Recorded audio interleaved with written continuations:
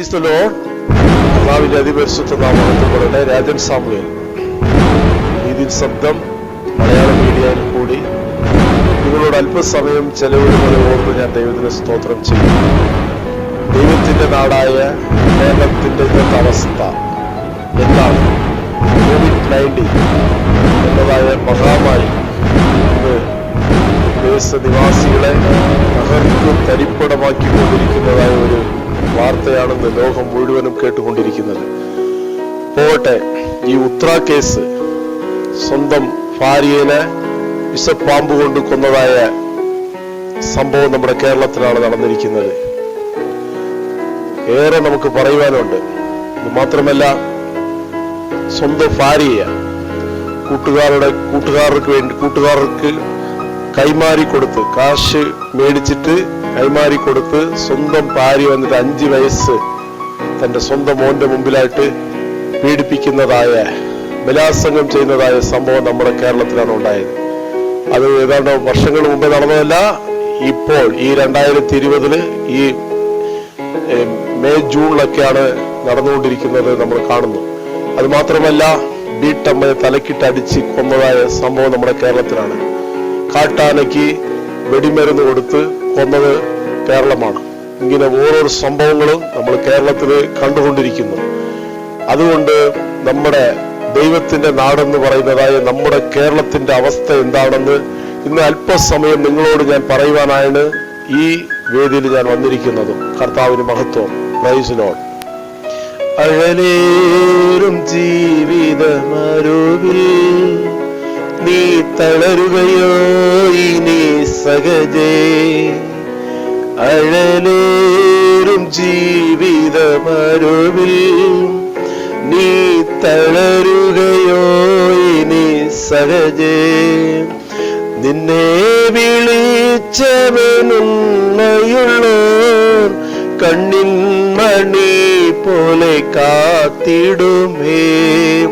അന്ത്യം വരെ വഴുവാതെയവൻ താങ്ങി നടത്തിടും പൊൻകരത്താൽ. അഴലേറും ജീവിതമരുവിൽ നീ തളരുകയോ ഇനി സഹജേ? Praise the Lord. God bless you. വേഗം വരുന്ന യേശു ക്രിസ്തുവിന്റെ നാമത്തിൽ എല്ലാ ഈ നീതി ശബ്ദം മലയാള മീഡിയ കാണുന്ന ഏവർക്കും നന്ദി അറിയിക്കുന്നു. എന്റെ ഓർമ്മ ശരിയാണെങ്കിൽ കഴിഞ്ഞതായ മാസങ്ങളിലും കഴിഞ്ഞ മാസത്തിന്റെ അവസാനത്തിലും അവിടെ 2-3 മലയാള മെസ്സേജുകൾ വന്നിട്ട് നീതി ശബ്ദം യൂട്യൂബ് ചാനൽ കൂടിയും സോഷ്യൽ മീഡിയ ഫേസ്ബുക്ക് ചാനൽ കൂടിയും ഞങ്ങളത് അപ്ലോഡ് ചെയ്തു. അനേകം പേര് നിങ്ങളത് കണ്ടിരിക്കുന്നു. ഒത്തിരി പേര് ലൈക്ക് ചെയ്തിരിക്കുന്നു, ഒത്തിരി പേര് കമന്റ്സ് ചെയ്തിരിക്കുന്നു, ഒത്തിരി പേര് സബ്സ്ക്രൈബ് ചെയ്തിരിക്കുന്നു. നിങ്ങളേവർക്കും വളരെ നന്ദി ഞാൻ രേഖപ്പെടുത്തുന്നു. ദൈവനാമ മഹത്വപ്പെടട്ടെ. ഇപ്പോൾ നമ്മൾ ആയിരിക്കുന്നതായ ഈ ലോകത്തില് നമ്മൾ അനുഭവിച്ചു കൊണ്ടിരിക്കുന്നതായ ഓരോരോ പ്രതിസന്ധികള്, നമ്മൾ എങ്ങോട്ട് തിരിഞ്ഞാലും എല്ലാ ദിവസവും പ്രശ്നങ്ങളാണ് നമ്മുടെ ചെവിയിൽ കേൾക്കുന്നത്. കൊലപാതകം, പീഡനം,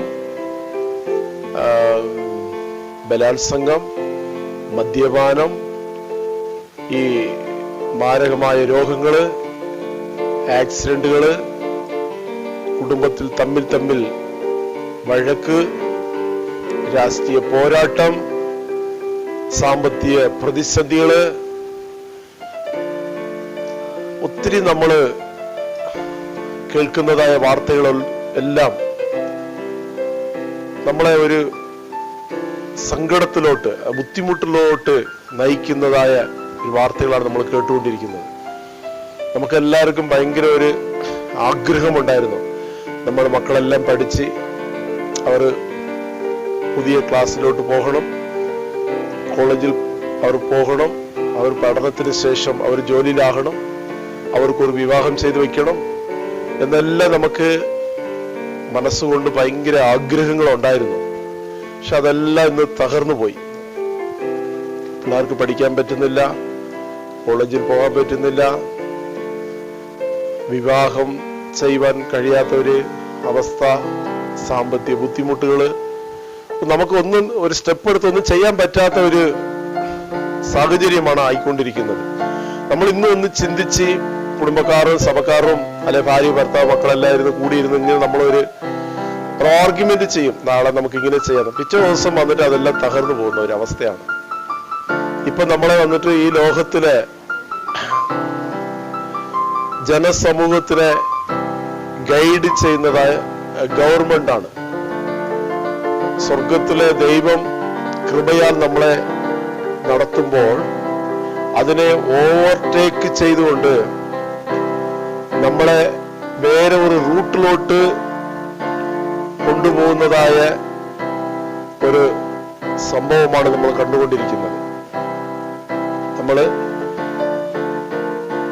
നമ്മൾക്കായിട്ട് ഒരു റൂട്ട് ഉണ്ടായിരുന്നു, നമ്മൾക്ക് ഒരു ടൈം ടേബിൾ ഉണ്ടായിരുന്നു. അതിനെല്ലാം അല്പം മാറ്റി ഇപ്പം ഗവൺമെന്റ് അതിനെ ഓവർടേക്ക് ചെയ്ത് നമ്മളെ വേറെ ഒരു റൂട്ടിൽ കൂടി കൊണ്ടുപോകുന്നതായ ഒരു അവസ്ഥയാണ് നമ്മളെല്ലാം ഇപ്പോൾ അനുഭവിച്ചുകൊണ്ടിരിക്കുന്നത്. നമുക്ക് സ്വാഭാവികമായിട്ട് അല്ലെ സ്വന്തമായിട്ട് നമുക്കൊന്നും ചെയ്യാൻ പറ്റാത്ത ഒരു അവസ്ഥ. ഇപ്പൊ നമുക്ക് ഒരു അന്യ സംസ്ഥാനത്തിൽ പോകണമെന്ന് പറഞ്ഞാൽ ഗവൺമെന്റിന്റെ പെർമിഷൻ വേണം. അല്ലെങ്കിൽ നമുക്ക് ഒരു വിവാഹ ആലോചന ചെയ്തു ഒരു വിവാഹ ശുശ്രൂഷ നമ്മുടെ ഭവനത്തിലോ അല്ലെ നമ്മുടെ ചർച്ചിലോ നടത്തണമെന്ന് പറഞ്ഞാൽ ഗവൺമെന്റിന്റെ പെർമിഷൻ വേണം. പോകട്ടെ, നമ്മൾ എന്തെങ്കിലും ഒരു കാര്യം ചെയ്യണമെങ്കിൽ അതിന് മുൻകൂട്ടിയെ തന്നെ ഗവൺമെന്റിൽ നമ്മൾ പെർമിഷൻ മേടിച്ചിരിക്കണം. ഇതൊക്കെ നമ്മൾ പാലിക്കുന്നുണ്ട്. 90% ഇതിനെ പാലിക്കുന്നവരാണ് നമ്മൾ ക്രിസ്ത്യാനികളും നമ്മുടെ കേരള നിവാസികളും. ഇതെല്ലാം പാലിക്കുന്നവരാണ്. ഇപ്പൊ ഇതിന്റെ ഇടയ്ക്കാണ് നമ്മൾ കേൾക്കുന്ന ഓരോ വാർത്തകളും നമ്മളെ നെട്ടിപ്പിക്കുന്ന വാർത്തകളാണ്. ഇപ്പൊ ഈ കോവിഡ്-19 ലോക സർവേ ലിസ്റ്റ് എടുത്ത് നമ്മൾ നോക്കുമ്പോൾ 4 ലക്ഷം കടന്നു മരണം. ഇതിൽ നമ്മൾ കേരളത്തിലിരുന്ന് അന്യ രാജ്യങ്ങളില്, അതായത് വിദേശ രാജ്യങ്ങളിൽ ജോലിക്കായി പോയവര് 200-നും മേളിൽ ഉള്ളവർ മരണപ്പെട്ടു കഴിഞ്ഞിരിക്കുന്നു. സൗദി അറേബ്യയിലും ഇങ്ങനെ ഓരോരോ രാജ്യം, അമേരിക്കയിലും ഫ്രാൻസിലും ഇറ്റലിയിലും ഇങ്ങനെ ഇവിടെ ഇരുന്ന് ജോലിക്കായിട്ട് പോയവർ അവിടെ ഇരുന്ന് മരിച്ച അവസ്ഥയിൽ ഇങ്ങോട്ട് കൊണ്ടാക്കിയിരിക്കുന്നു. സങ്കടമാണ്, ബുദ്ധിമുട്ടാണ്. കേരളം സ്റ്റെപ്പ് എടുക്കുന്നുണ്ട്, ഗവൺമെന്റ് സ്റ്റെപ്പ് എടുക്കുന്നുണ്ട്, ആരോഗ്യ വകുപ്പ് സ്റ്റെപ്പ് എടുക്കുന്നുണ്ട്.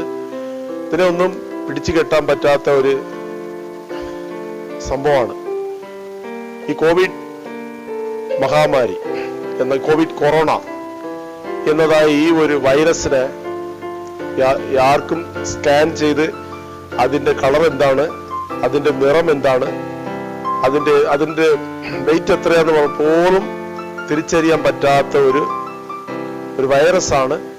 ഇത് ജനസമൂഹത്തെ ഒന്നടക്കമായി ഒറ്റക്കെട്ടായിട്ട് തകർത്തുകൊണ്ടിരിക്കുന്നു. ഇതിലെല്ലാം നമ്മൾ കാക്കപ്പെട്ട് ഇതിൽ നമ്മൾ ഇരയായി പോകാതെ, ഇതിന് കീഴടങ്ങാതെ ദൈവത്തിന്റെ ഒരു കൃപ നമ്മുടെ കൂടെ ഉള്ളത് കൊണ്ട് നമുക്ക് ദൈവത്തിന് എപ്പോഴും സ്തുതിക്കണം, എപ്പോഴും നമുക്ക് സ്തോത്രം ചെയ്യണം. നമ്മൾ ഈ ഇടയിൽ കേട്ടതായ ഓരോ വാർത്തകളും നമുക്ക് നമ്മൾ കുടുംബമായിട്ട് ഇരുന്ന് മക്കളും ഭാര്യയും മക്കളൊക്കെ ഇരുന്ന് ആ ഒരു വാർത്ത കേൾക്കാൻ പറ്റത്തില്ല. അതുപോലത്തെ സംഭവങ്ങളാണ് നമ്മുടെ കേരളത്തിൽ നടന്നുകൊണ്ടിരിക്കുന്നത്. ഒന്ന്, ഈ ഉത്ര എന്നതായ ഒരു പെണ്ണിനെ അങ്ങേരുടെ ഭർത്താവ് എന്ത് ചെയ്തു? കാശിന് വേണ്ടിയിട്ട് അവളെ വിവാഹം ചെയ്തു. ശേഷമായി അവളെ കൊല്ലുവാനായിട്ട് അവന് തീരുമാനിച്ചു. അവനൊരു ക്രിമിനലാണ്. അവന് ഇവളെ കൊന്നിട്ട് വേറെ ഒരു വിവാഹം ചെയ്യാനായിട്ടുള്ളതായ ആ ഒരു തീരുമാനത്തോടു കൂടിയാണ് അവന് ഒരു വിഷപ്പാമ്പിനെ, ഒരു മൂർഖൻ പാമ്പിനെ മേടിക്കുന്നു. വില കൊടുത്ത് മേടിച്ച് ആ മുറിയിൽ കൊണ്ടുവന്ന് ആ പാമ്പിനെ വിട്ട് ആ ഉത്ര എന്നതായ ആ പെണ്ണിനെ കൊന്നു. സ്വന്തം ഭാര്യയെ കൊന്നു. എല്ലാവരുടെയും കണ്ണടച്ച്, ആർക്കറിയത്തില്ല ഇത് നമ്മള് സീക്രട്ടായിട്ട് നമ്മുടെ ഭാര്യയെ കൊന്നിട്ട് പാമ്പ് കടിച്ച് ചത്തുന്ന് നമ്മള് ലോകത്തില് നമ്മളിങ്ങനെ ഒരു അഡ്വർടൈസ്മെന്റ് കൊടുത്തിട്ട് നമുക്കിനി വേറെ ഒരു വിവാഹമൊക്കെ കഴിച്ച് അടിച്ചു പൊളിച്ച് നടക്കാമെന്ന് പറഞ്ഞ് ചിന്തിച്ചതാണ്. അവസാനം എന്തായി തീരുന്നു? സത്യം വെളിപ്പെട്ടു. യഥാർത്ഥ സത്യം വെളിപ്പെട്ടു. സ്വന്തം ഭർത്താവ് തന്നെയാണ് അവളെ കൊല്ലുവാനായിട്ട് അവന്റെ ഏർപ്പാടോ അവന്റെ തീരുമാനമായിരുന്നു. ആർക്കെങ്കിലും ഇതൊക്കെ ഒന്ന് ചിന്തിച്ചു നോക്കാൻ പറ്റത്തില്ല. ഇപ്പൊ ഒരു വിവാഹ ആലോചന വരുമ്പോ ഒരു പെണ്ണിനെ കെട്ടിച്ചു കൊടുക്കാനായിട്ട് ആ കുഞ്ഞിനെ ജനിപ്പിച്ചതായ അപ്പനും അമ്മയും കുടുംബക്കാരും 100 കൂട്ടം ഓരോ കാര്യങ്ങൾ അവര് വിചാരണ ചെയ്ത് ആ ഒരു പെണ്ണിനെ കെട്ടിച്ചു കൊടുക്കാനായിട്ട് ഭയമാണ്. ആരും വിശ്വസിക്കാൻ പറ്റത്തില്ല. സങ്കടം തോന്നുന്നു. ഇങ്ങനത്തെ ഒരു സാഹചര്യമാണ് ഉത്ര മരണം എന്ന് പറയുന്നത്. കേരളത്തിൽ ഞെട്ടിപ്പിച്ചതായ ഒരു സംഭവമാണ്. അതുപോലെ ഭാര്യമാരെ ഭർത്താവ് സ്നേഹിക്കണമെന്നാണ് ബൈബിൾ പറയുന്നത്. ഇന്ന് ഭാര്യമാരെ ഭർത്താവ് സ്നേഹിക്കുന്നുണ്ടോ? ഇതിനെല്ലാം എതിരായിട്ട് സംഭവിച്ചുകൊണ്ടിരിക്കുക. മനുഷ്യനൊരു മൃഗമായി തീരുന്നു. അത് മാത്രമല്ല, ഇതിനേക്കാളും ഒരു ഭയങ്കര ഒരു സംഭവം എന്താന്ന് പറഞ്ഞാല്, ഇപ്പോൾ ഈ കഴിഞ്ഞ ആഴ്ചയിൽ നടന്ന സംഭവമാണ്. കേരളത്തിലെ സ്വന്തം ഭാര്യ ഒരു 5 വയസ്സ് പ്രായമുള്ള ഒരു മോനുണ്ട്. കൂട്ടുകാർക്ക് വേണ്ടിയിട്ട് കാശ് മേടിച്ചിട്ട് സ്വന്തം ഭാര്യ വിട്ടുകൊടുത്തു. ആ 5 വയസ്സ് കുട്ടിയുടെ മുമ്പില് ഈ പെണ്ണിനെ കുറെ പേർ മാറി ചേർന്നു ബലാത്സംഗം ചെയ്തു. വേദന ഉണ്ടാക്കുന്നതായ ഓരോ സംഭവങ്ങളാണ്. ഇതൊക്കെയാണ് നമ്മുടെ കേരളത്തിൽ നടന്നുകൊണ്ടിരിക്കുന്നത്. നമ്മുടെ കേരളം ഇപ്പം എങ്ങനെയാണ് അറിയപ്പെടുന്നത്? ദൈവത്തിന്റെ നാട്. എനിക്ക് ഇതിനെ പറയുമ്പോൾ തന്നെ ഇങ്ങനെ അത്രയും സങ്കടമാണ്. ദൈവത്തിന്റെ നാടെന്ന് പറഞ്ഞിട്ട് ഇവിടെ നടക്കുന്ന എല്ലാ അതിക്രമമാണ് നടന്നുകൊണ്ടിരിക്കുന്നത്. അത് മാത്രമല്ല, ഒരു വീട്ടമ്മയെ വന്നിട്ട് ആ ഏരിയയിലുള്ളതായ ഒരു വ്യക്തി എന്ത് ചെയ്തു? ആ അമ്മയെ തലക്കടിച്ച് കൊന്നിട്ട് അവിടെ ഇരിക്കുന്ന സ്വർണവും പണവും എടുത്തോണ്ട് പോയി. എന്തുകൊണ്ടാണ് ഇതൊക്കെ സംഭവിക്കുന്നത്? ഇതിനെ നമുക്ക് സർക്കാർ ഇതിനെ മാറ്റി നിർത്താൻ പറ്റുന്നുണ്ടോ? അല്ല ഇന്നത്തെ പോലീസ് വകുപ്പിനോ അല്ലെങ്കിൽ ഇന്നത്തെ ഇരിക്കുന്നതായ ഗവൺമെന്റിനോ കഴിയാത്ത ഒരു സംഭവങ്ങളാണ് ഇവിടെ നടന്നുകൊണ്ടിരിക്കുന്നത്. ഇങ്ങനത്തെ സംഭവങ്ങൾ ഇങ്ങനെ നിരവധി അനവധി നടന്നുകൊണ്ടിരിക്കുമ്പോഴാണ് ഇതിന്റെ ഇടയ്ക്ക് ഒരു പ്രശ്നം. ഒരു കാട്ടാനയ്ക്ക് വന്നിട്ട് ഒരു വ്യക്തി എന്ത് ചെയ്തു? വെടിമരുന്ന് ഒരു മരുന്ന് ഒരു പണത്തിൽ വെച്ച് കൊടുത്തു. കാട്ടാന ചത്തു. അപ്പൊ അത് ഭയങ്കര വൈറലാണ്. ഒരു മൃഗം ചാകുന്നതിനേക്കാളും മനുഷ്യൻ ഇങ്ങനെ കൂട്ടമായിട്ട് ചത്തുകൊണ്ടിരിക്കുക. ഭയങ്കരമായിട്ട് സംഭവങ്ങളാണ് നടന്നുകൊണ്ടിരിക്കുന്നത്. സോ എനിക്ക് പറയട്ടെ, ഇപ്പൊ ഈ സാഹചര്യങ്ങൾ വെച്ച് നോക്കുമ്പോൾ ഇനി നമുക്ക് എങ്ങനെ ഇവിടെ ജീവിക്കുവാൻ കഴിയും? ഇതൊക്കെ നിവൃത്തിയാണോ? അല്ലെ ഇനി എന്തെങ്കിലും സംഭവിക്കാനുണ്ടോ?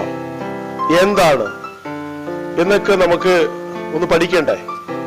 ബൈബിൾ നമുക്ക് വ്യക്തമായിട്ട് പറഞ്ഞു തരുന്ന ഓരോ സംഭവങ്ങൾ വെച്ച് നോക്കുമ്പോൾ ഇതിനകത്ത് ബൈബിളിൽ വന്നിട്ട് മത്തായി സുവിശേഷത്തിലെ 24-ാം അധ്യായത്തിന്റെ 12-ാമത്തെ വചനത്തിൽ വായിക്കുമ്പോൾ വന്നിട്ട് അധർമ്മം പെരുകുന്നത് കൊണ്ട് അനേകരുടെ സ്നേഹം തണുത്തു പോകും. മനസ്സിലാകുന്നില്ലേ? അധർമ്മം പെരുകുന്നത് കൊണ്ട് അനേകരുടെ സ്നേഹം തണുത്തു പോകുമെന്ന് മത്തായി സുവിശേഷം 24-12 നമുക്ക് വായിക്കുവാൻ കഴിയുന്നു. എന്തുകൊണ്ടായി സ്നേഹം തണുത്തു പോകുന്നത്?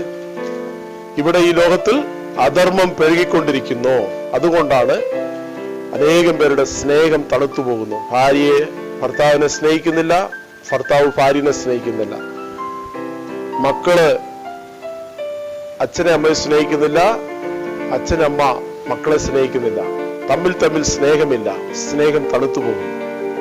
ഇതാണ് ഇന്നത്തെ സംഭവം.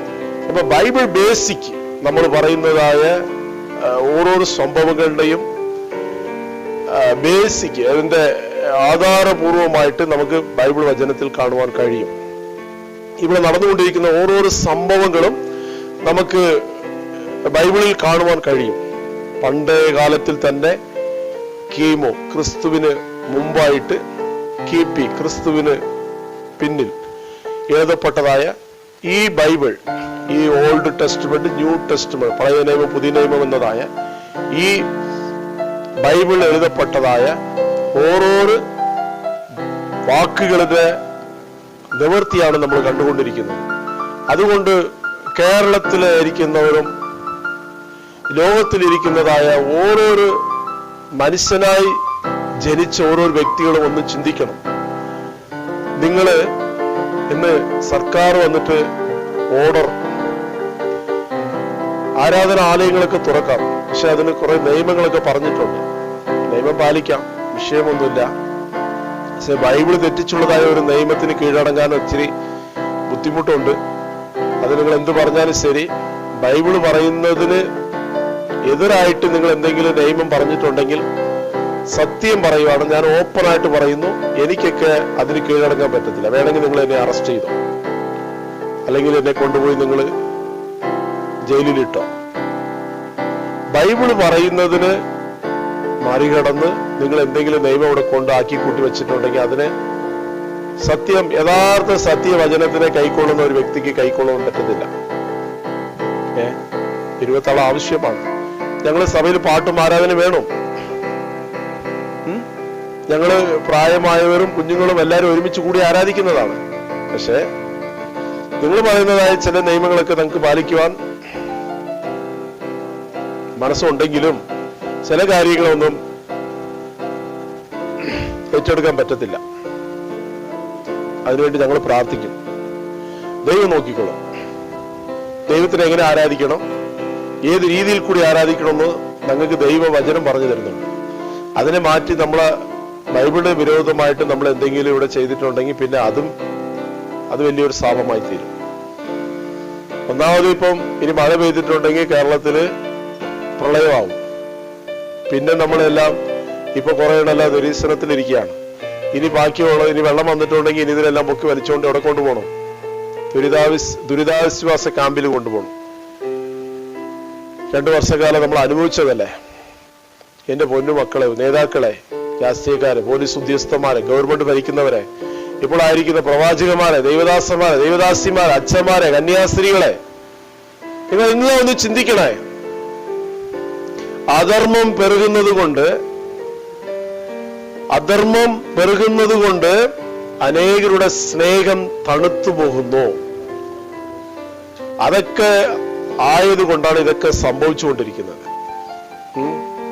ഇപ്പം ഇതിന് എന്താണ് സൊല്യൂഷൻ? ഒന്നുമില്ല. ഞങ്ങള് ഇന്നലും അല്ല പറയുന്നത്. ഞങ്ങൾ ഈ 2000 വർഷക്കാലമായിട്ട് ഈ ബൈബിൾ വചനത്തിൽ കൂടി ഞങ്ങളുടെ മുമ്പേ പണ്ടേ കാലങ്ങളിൽ ഇരുന്നതായ പ്രവാചകന്മാരും അപ്പോസ്തലന്മാരും ദൈവദാസന്മാരും ഏതാണ്ട് 2000 വർഷക്കാലങ്ങളായിട്ട് പറയുന്ന സത്യമാണല്ലോ. അതിന് കീഴ്പ്പെട്ടവർ, അതിന് കീഴടങ്ങിയവർ ഇന്ന് മഹത്വത്തോടുകൂടി സ്വർഗരാജ്യത്തിൽ അവരായിരിക്കുന്നു. അതിന് കീഴ്പ്പടിയാതെ ഈ വചനത്തിന് എതിർത്ത് നിന്നവരെല്ലാം ഇന്ന് നരകത്തിലാണ്, പാതാളം എന്നതായ ആ സ്ഥലത്തിലാണ് ഇവർ പോയിത്തീരുന്നത്. അതുകൊണ്ട് ഇപ്പോൾ ആയിരിക്കുന്നതായ ഈ യൗവന തലമുറ, ഇപ്പോൾ വളർന്നുകൊണ്ടിരിക്കുന്നതായ ഓരോരോ സഭയുടെ ശുശ്രൂഷകന്മാർ എല്ലാവരും ഒന്ന് വചനത്തിന് കീഴടങ്ങണം. ദൈവമേ എന്നൊരു അഭിനയമല്ല, യഥാർത്ഥമായിട്ട് ദൈവത്തിനെ നമ്മൾ നിലവിളിച്ച് കരഞ്ഞ് ദൈവത്തിനോട് വന്ന് നമ്മൾ മുട്ടുകുത്തണം.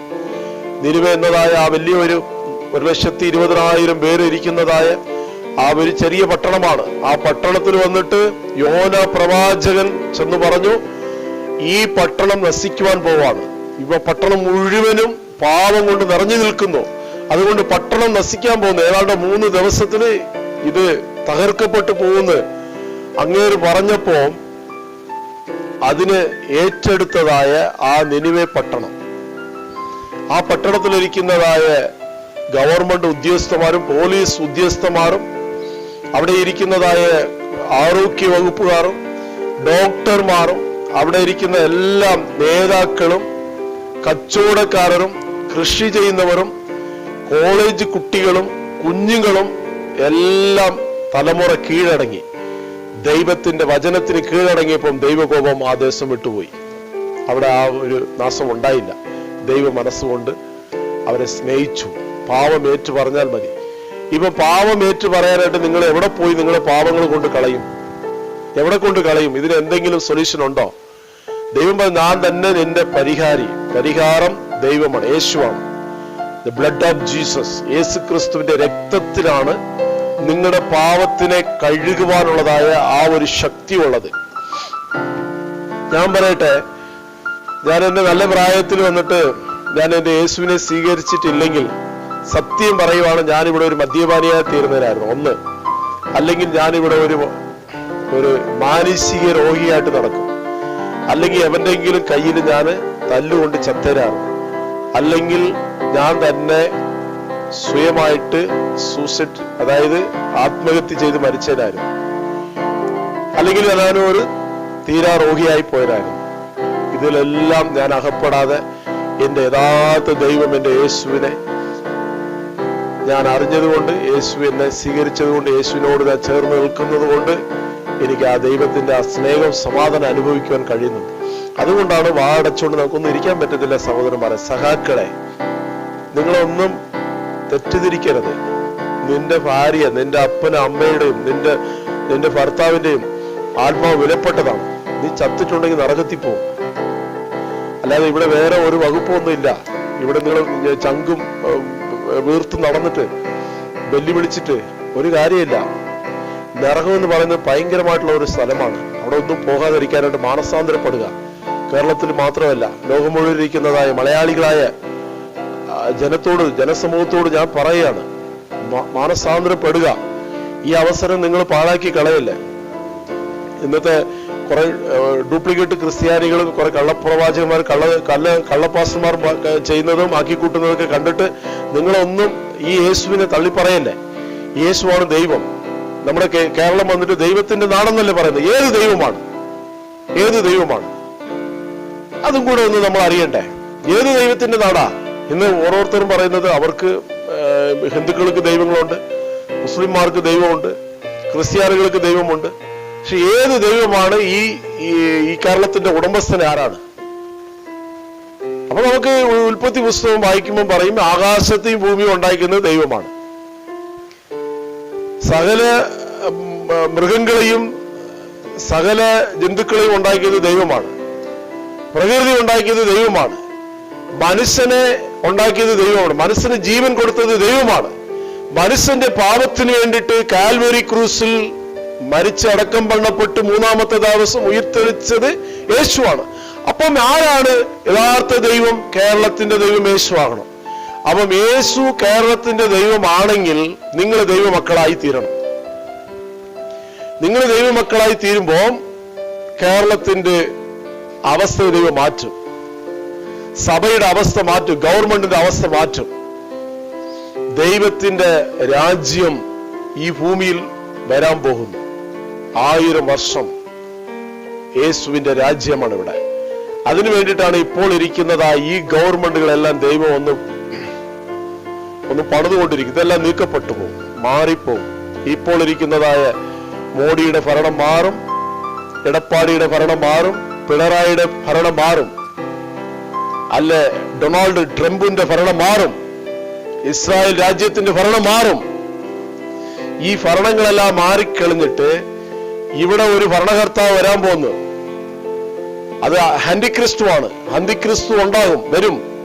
അവനെല്ലാം ദൈവം വളച്ച് ഒടിച്ച് കെട്ടി ചങ്കല കൊണ്ട് കെട്ടിയിട്ടിട്ട് 1000 വർഷം വളരെ സ്റ്റാൻഡേർഡ് ആയിട്ട് ഇവിടെ ഈ ഭൂമിയിൽ ഒരു ഭരണം ഉണ്ടാകാൻ പോവാണ്. അതാണ് ദൈവരാജ്യം.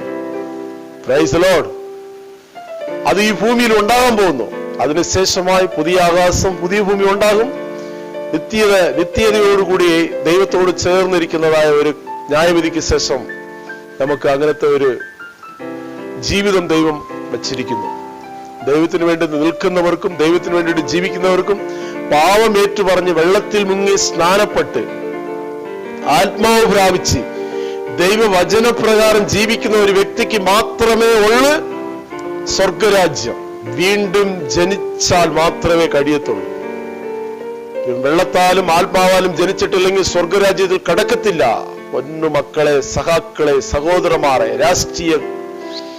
രാഷ്ട്രീയ നേതാക്കന്മാരെ, ഗവൺമെന്റ് ഭരിക്കുന്നവരെ, ഇവിടെ ആയിരിക്കുന്നതായ മതഗുരുക്കളെ, ഞാൻ പറയട്ടെ, നിങ്ങൾ വീണ്ടും ജനിച്ചില്ലെങ്കിൽ സ്വർഗരാജ്യത്തിൽ കടക്കത്തില്ല. ഇപ്പോൾ നടക്കുന്ന ഈ സംഭവങ്ങളൊക്കെ കണ്ട് രുസിച്ചുകൊണ്ടിരിക്കുവാനുള്ളതായ കാലമല്ല. ഇന്ന് അവിടെയാണ്, അല്ലെ മിനിഞ്ഞാന്ന് അവിടെയാണ്, നാളെ നിന്റെ ഭവനത്തിലായിരിക്കും ഈ സംഭവം. നീ ചുമ്മാ ഇരുന്ന് കഥ പറഞ്ഞോണ്ട്, ഇങ്ങനെ ആർഗ്യുമെന്റ് പറഞ്ഞോണ്ട് കുശുമ്പ് കാണിച്ചുകൊണ്ടിരിക്കുകയാണത്. പൊന്നു മക്കളെ, കഞ്ചാവിനും മയക്കുമരുന്നിനും മദ്യപാനത്തിനും ഇന്നൊക്കെ ഞാൻ രാവിലെ വണ്ടിയിൽ വരുമ്പോ, ഞാൻ എന്റെ ബൊലേറോ കാറിൽ വരുമ്പോ പെട്ടെന്ന് എനിക്ക് ഒരു സെക്കൻഡിൽ വന്നിട്ട് അങ്ങേര് എന്റെ വണ്ടിക്ക് ഇടയിൽ പോകേണ്ട ഒരു ഇതായി പോയി. മെയിൻ സിറ്റിയിൽ, ഞങ്ങൾ വണ്ടിപ്പെരിയാർ സിറ്റിയിൽ വന്നിട്ട് ഞാൻ ബൊലേറോ കാർ ഓടിച്ചുകൊണ്ട് വരികയാണ്. ഒരു വ്യക്തി വീല് തെറ്റി കിടക്കുക. നിങ്ങൾക്ക് മനസ്സിലായി കാണും. മദ്യം കഴിച്ച് ഒരു 50-55 വയസ്സുള്ളതായ ഒരു സഹോദരൻ മുണ്ട് അളിഞ്ഞ് റോട്ടെ കിടക്കുക. ആവശ്യമുണ്ടോ? മദ്യശാല തുറന്നു വെച്ച് ഇങ്ങനെയാണോ, ഇതാണോ? കൊറോണ വന്നിട്ട് കൊന്നുകൊണ്ടിരിക്കുന്ന ഈ കാലഘട്ടങ്ങളിലാണ് മദ്യശാല തുറന്നു വെച്ച് ഓൺലൈൻ പ്രവർത്തനം. ഇതൊക്കെ കൊണ്ട് എവിടെ ആക്കി വയ്ക്കാനോ സഹോദരന്മാരെ, നേതാക്കന്മാരെ? ഇതിനൊക്കെ വിട പറയുക. നിങ്ങളുടെ തലമുറയാണ് നശിക്കാൻ പോകുന്നത്. ഇന്ന് ഇവിടെയാണെങ്കിൽ നാളെ അവിടെയാണ്. ചിന്തിക്കുക, ഗവൺമെന്റ് ഭരിക്കുന്നവർ ചിന്തിക്കുക. നിങ്ങളുടെ ഭവനത്തിൽ ഇത് നാളെ ഉണ്ടാവും. നിങ്ങളുടെ മക്കൾ ഇതിന്റെ ഈ അവസ്ഥയിൽ അകപ്പെടും. നിങ്ങളുടെ വീട്ടിൽ ഇതുപോലെ സംഭവങ്ങൾ ഉണ്ടാകും. അതുകൊണ്ട് മര്യാദയ്ക്ക് മാനസാന്തരപ്പെടുക. സ്നേഹത്തോട് പറയുക, മര്യാദയ്ക്ക് മാനസാന്തരപ്പെടുക. ഇഷ്ടമില്ലെങ്കിൽ നിങ്ങളുടെ പാട്ടിന് പോവുക, ഞങ്ങളുടെ പാട്ടിന് പോവാം. ദൈവവചനത്തിനെ നിങ്ങൾ ഓവർടേക്ക് ചെയ്തിട്ടുണ്ടെങ്കിൽ പിന്നെ അതിനും നിങ്ങൾ കണക്ക് പറയേണ്ടി വരും. അതുകൊണ്ട് ഈ കേരളം, ദൈവത്തിന്റെ നാടെന്ന് അറിയപ്പെടുന്ന ഈ കേരളത്തിന്റെ ഇന്നത്തെ അവസ്ഥ ഇതൊക്കെയാണ്. പാമ്പ് കൊണ്ട് ഭാര്യനെ കൊല്ലുന്നു, സ്വന്തം ഭാര്യയെ കാശിന് വേണ്ടിയിട്ട് ബലാത്സംഗം ചെയ്യുവാനായിട്ട് വിട്ടുകൊടുക്കുന്നു. പ്രായമായ വീട്ടമ്മയെ വന്നിട്ട് തലക്കടിച്ച് കൊന്നിട്ട് സ്വർണങ്ങളെയും പണവും തട്ടിയെടുത്തുകൊണ്ട് പോകുന്നു. കൊറോണ എന്നതായ മാരകമായ രോഗം ഇനി എങ്ങനെ മാറിപ്പോകാനാ? ഓരോ ദിവസം കൂടിക്കൊണ്ടിരിക്കുകയല്ലേ. സോഷ്യൽ ഡിസ്റ്റൻസ് കൊണ്ടോ, കൈ കഴുകുന്നത് കൊണ്ടോ, മാസ്ക് ധരിച്ചത് കൊണ്ടോ ഇതിനകത്തൊന്നും വിട പറയാൻ പറ്റത്തില്ല. വേണ്ടി വന്നാൽ അത് എല്ലാം തകർത്തിട്ട് പോകത്തുള്ളൂ. ദൈവത്തിന്റെ കൃപയാണ്, ദൈവമക്കളുടെ പ്രാർത്ഥന കൊണ്ടാണ് ഇതൊക്കെ മാറി നിൽക്കുന്നത്. നശിച്ചു പോകാതെ നിങ്ങളൊക്കെ മാനസാന്തരപ്പെട്ട് ദൈവരാജ്യത്തിൽ നിങ്ങൾ വരണം എന്നുള്ളതായ ഒറ്റ പ്രാർത്ഥനയേ ഉള്ളൂ. അതുകൊണ്ട് നിങ്ങൾക്ക് എല്ലാവർക്കും വേണ്ടി ഞങ്ങൾ എല്ലാ ദിവസവും പ്രാർത്ഥിക്കുന്നുണ്ട്. ഒരു ദിവസം പോലും ഞങ്ങൾ പ്രാർത്ഥന മുടക്കാതെ ദൈവനാമത്തിൽ എവിടെ അല്പസമയം പ്രാർത്ഥിക്കുവാൻ ഒരു അവസരം കിട്ടുന്നു അവിടെ ഇരുന്ന് ഞങ്ങൾ പ്രാർത്ഥിച്ചുകൊണ്ടിരിക്കുകയാണ്. ഈ നീതിൻ ശബ്ദം മലയാളം മീഡിയ കാണുന്ന എൻ്റെ സഹോദരിമാരെ, ക്രിസ്ത്യാനികളെ, മറ്റെല്ലാ മതത്തിൽ ഉടൻപെട്ടവരെ, നിങ്ങളെല്ലാം മാനസാന്തരപ്പെടുക, ദൈവത്തിനെ നിങ്ങൾ രുചിച്ചറിയുക. എന്നാൽ ദൈവം നിങ്ങളെ അനുഗ്രഹിക്കുമെന്ന് പറഞ്ഞ് ഞാൻ എൻ്റെ വാക്കുകൾ നിർത്തുന്നു. ദൈവം നിങ്ങളെ അനുഗ്രഹിക്കട്ടെ. മാറനാഥ.